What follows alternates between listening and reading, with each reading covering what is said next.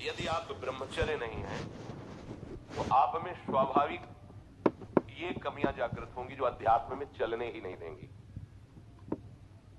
ब्रह्मचर्यहीन के लक्षण, जिन्होंने ब्रह्मचर्य का नाश किया है, अपने आप जांच लेना। उसके अंदर बार बार काम पीड़ा जागृत होगी, उसका विचार कामाशक्त होगा, पहला लक्षण। बस उसकी बार बार वृत्ति काम की आएगी, बार बार पीड़ा हृदय में काम भोग की प्रेरणा देगी। वो इतना असमर्थ होने लगता है कि आंख मिला के बात करने की भी हिम्मत नहीं रह जाती उसमें। हर समय उसके अंदर एक हीनता सी छा जाती है,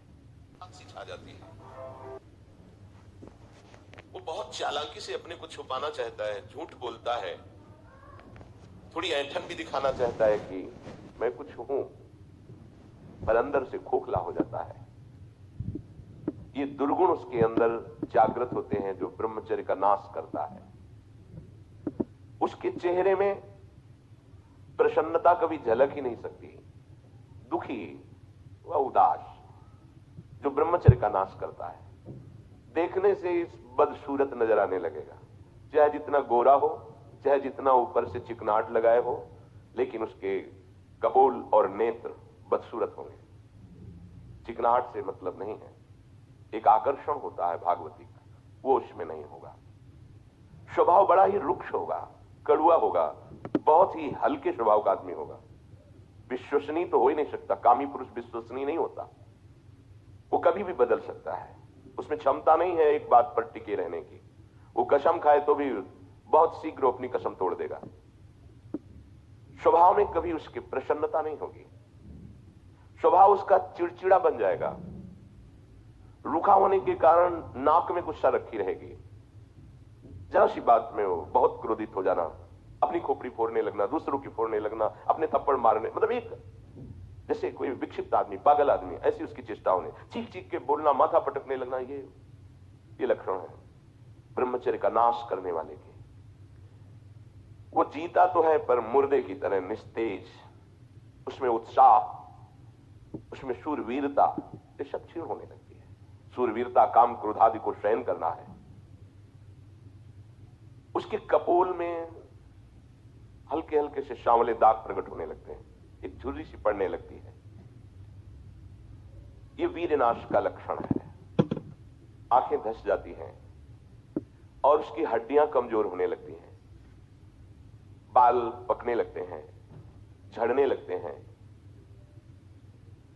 वीर भगवान के द्वारा दी हुई वो शक्ति है जिससे भगवत प्राप्ति में बहुत सहयोग होता है। ये जानबूझकर ऐसी क्रिया करते हैं जिससे वीरपात हो।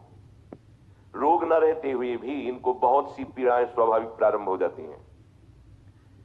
जर्जर, दुर्बल, भागवतिक कामों में निरुत्साह, भजन करना, परिक्रमा करना, समय से उठना, समय, ये सब उत्साहहीन होते हैं। थोड़ा भी परिश्रम या मेहनत करने पर हांफने लगना, थक जाना, दैनिक दिनचर्या बिल्कुल ठीक ना होना, चित्त में बहुत सी कुचिंताएं बढ़ जाना, थोड़े से डर की बात आते ही हृदय में ऐसी धड़कन होने लगना, भयभीत होने जाना, थोड़ा सा दुख एक पहाड़ जैसा लगना, थोड़ा सा भय ऐसा लगना कि अब क्या होगा, घबराहट पैदा हो जाना, बार बार भूख लगना।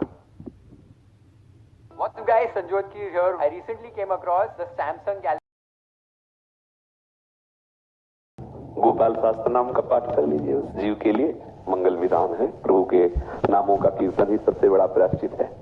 सबकी पूर्णता भगवान नाम कीर्तन से है। तो मधुर मधुर गोपाल जी के शास्त्र नामों का कीर्तन कर। आता है संस्कृत पढ़ना? हाथ नाम कीर्तन कीजिए, राधा वल्लभ श्री हरिवंशी वृंदावन श्री वंशम।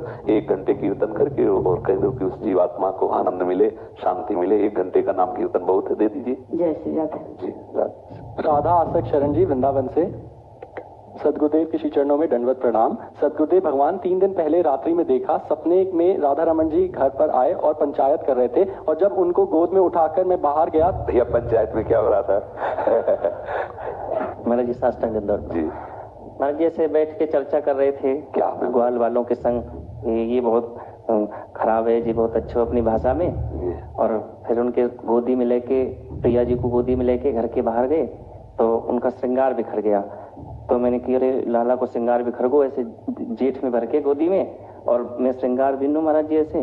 तो एक संत है राधा रमण मंदिर के बाहर रहते हैं, उन्होंने कहा देखो राधा रमण जी रो रहे हैं, और देखा उनको ऐसे चपटा रखा है कि बड़े बड़े आंसू आ रहे हैं। बड़ा मन बेचैन। गुरु जी रोज दर्शन करते थे, 2 दिन दर्शन नहीं हुए, इस वजह से हुआ या किस लिए रो रहे थे, बड़े बेचैन गुरु जी उस दिन से। उनके रोने का तो एक ही विषय हो सकता है, वो प्यारी जी की याद में ही रो रहे होंगे। गुरु जी ऐसा ही हुआ था, प्रिया जी को वहां पर बैठा दिया और उनको गोदी में लेकर श्रृंगार बिन्ने। प्रिया जी के जब आंसू